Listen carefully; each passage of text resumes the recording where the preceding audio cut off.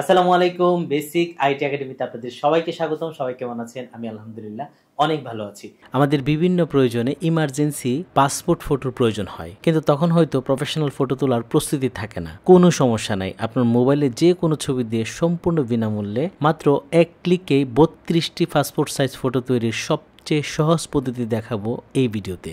আজকে দেখানোর পদ্ধতি কিন্তু আপনি মোবাইল, কম্পিউটারে দু জায়গায় খুব চমৎকারভাবে করতে পারবেন।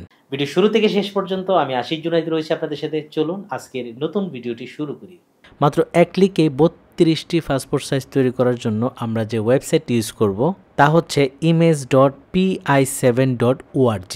গুগলের এই সার্চ অপশনে আমি লিখে দিচ্ছি image.pi7.org, লিখে কিবোর্ড থেকে এন্টার প্রেস করে দিব। ক্লিক করার সাথে সাথে pi7 ইমেজ টুলস ওয়েবসাইটটি কিন্তু আমরা পেয়ে গেলাম এবং আমি এই যে লিঙ্কের উপর একটা ক্লিক করে দিব। ক্লিক করার সাথে সাথেই আমরা চলে আসলাম pi7 ইমেজ টুলের ইন্টারফেসে। সম্পূর্ণ বিনামূল্যে ফটো এডিটিং করার অনেকগুলো টুলস কিন্তু এখানে রয়েছে।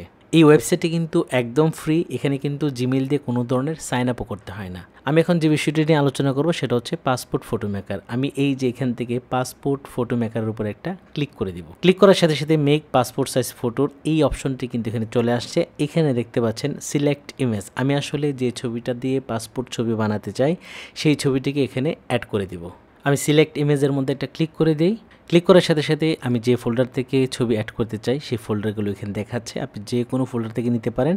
তো আমি এখানে দুটি ছবি রাখলাম, আমি একটু দেখাচ্ছি দুটি ছবি কীরকম। একটা হচ্ছে এটি, আরেকটা হচ্ছে এটি। আমি যে কোনো ছবিতে বানাতে পারি। তো আমি দুটি ছবির মধ্যে এই ছবিটাকে সিলেক্ট করে দিচ্ছি। ফটোর উপরে একটা ক্লিক করে দিলাম, ওপেনের মধ্যে একটা ক্লিক করে দিলাম। ক্লিক করার সাথে সাথে ছবি কিন্তু এখানে অ্যাড হয়ে গেল। আমি এখান থেকে এই যে নেক্সট অপশানে একটা ক্লিক করে দিব।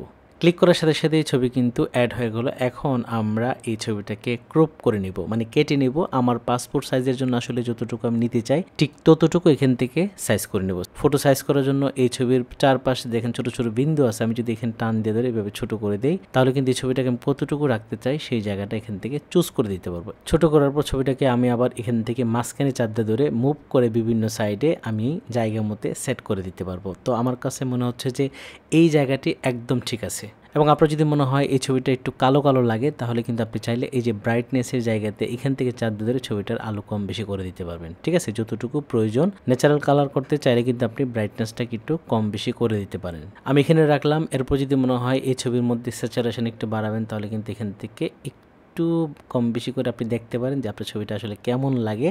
যদি প্রয়োজন হয় তাহলে দিবেন, না হলে দিবেন না। তবে একটু চেঞ্জ করে দেখবেন যে প্রয়োজন আছে কি না। তারপরে যদি মনে হয় যে আপনার ছবির মধ্যে কন্ট্রাস্ট একটু বাড়িয়ে দিবেন সেটাও কিন্তু করতে পারেন। ঠিক আছে, যদি মনে হয় যে না প্রয়োজন নাই তাহলে আপনি জায়গায় রেখে দিবেন। তো আমি এখান থেকে একটু কম বেশি করে আমার ছবির যতটুকু প্রয়োজন সেখানে আমি রেখে দিলাম। ছবির সাইজ ঠিক করার পর আমি এখান থেকে এই যে সেভ অ্যান্ড নেক্সটের মধ্যে একটা ক্লিক করে দিব। ক্লিক করার সাথে সাথে আমার ছবির কিন্তু দুটি ব্যাকগ্রাউন্ড চলে আসছে। একটা হচ্ছে অরিজিনাল আর একটা হচ্ছে এখন পিছনের ব্যাকগ্রাউন্ডটা চলে গিয়ে একদম সাদা ব্যাকগ্রাউন্ড। তো আমি এখান থেকে কোন ছবিটাকে ফাইনাল করতে চাই সেটা আমি এখান থেকে এভাবে চুজ করে দিব। তো আমি এখান থেকে আমার পিছনে যে ব্যাকগ্রাউন্ড ছিল সেটাই রাখলাম।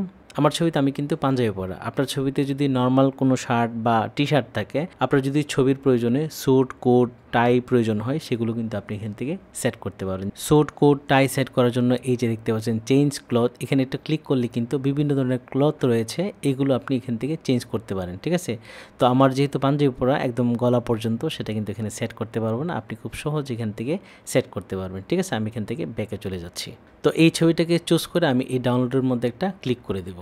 ক্লিক করার সাথে সাথে ছবি ডাউনলোড করার দুটি অপশন আমার সামনে চলে আসবে। একটা হচ্ছে সিঙ্গেল ছবি। আমি যদি শুধু এই ছবিটাকে ডাউনলোড করতে চাই জাস্ট এই ডাউনলোড অপশনে ক্লিক করে দিয়ে এই যে সেভের মধ্যে একটা ক্লিক করে দিব, ছবি কিন্তু ডাউনলোড হয়ে যাবে। আর যদি মনে হয় যে না একটা ছবিতে আমার হবে না, আমার অনেকগুলো ছবি দরকার, একসাথে প্রিন্ট করব খরচ বাঁচানোর জন্য, সেটা কিন্তু আমরা করতে পারি। ডান পাশে দেখুন ডাউনলোড করার আরেকটি অপশন রয়েছে যেখানে এই 3তে সেট করা আছে, যেখানে আমরা 10টা ছবি একসাথে পাবো। আমি এখানে ডাউনলোড ক্লিক করলে এই 10টা ছবি হবে। আর যদি মনে হয় যে না আমার আরও বেশি দরকার, অনেক সময় হয় না যে A4 সাইজের এক পাতাতে যা আসে আমরা সেগুলো ডাউনলোড করতে চাই। এই যে দেখতে পাচ্ছেন এখানে A4 সাইজ, আমি যদি এখানে ক্লিক করে দিই দেখুন পুরো পেজের মধ্যে যতগুলো জায়গা আছে সব জায়গাতে আমার ছবিগুলো সেট হয়ে গেল। এখানে কিন্তু টোটাল 32টা ছবি হয়েছে। তো আমি এখান থেকে এই ডাউনলোড অপশনের মধ্যে একটা ক্লিক করে দিই। ক্লিক করার সাথে সাথে ডাউনলোড অপশন চলে আসবে। আমি এখান থেকে এই সেভের মধ্যে একটা ক্লিক করে দিব।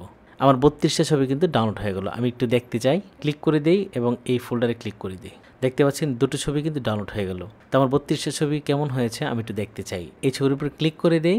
এই হচ্ছে আমার এক ক্লিকে 32টা পাসপোর্ট সাইজ তৈরি করা। এখন এই ছবিগুলোকে প্রিন্ট করতে হবে। আপনি কিন্তু প্রিন্ট করার জন্য যে কোনো কম্পিউটার দোকান অথবা স্টুডিওতে যেতে হবে। আর এই ছবিগুলো কিন্তু মোবাইল থেকে আপনি হোয়াটসঅ্যাপে নিতে পারেন অথবা জিমেলে নিতে পারেন অথবা পেন ড্রাইভে করে যে কোনো দোকান বা স্টুডিওতে নিয়ে গেলে কিন্তু এই ছবিগুলো আপনাকে প্রিন্ট করে দিবে। আশা করি আজকের পর থেকে পাসপোর্ট ছবি নিয়ে আপনাদের আর কোনো ঝামেলা থাকবে না।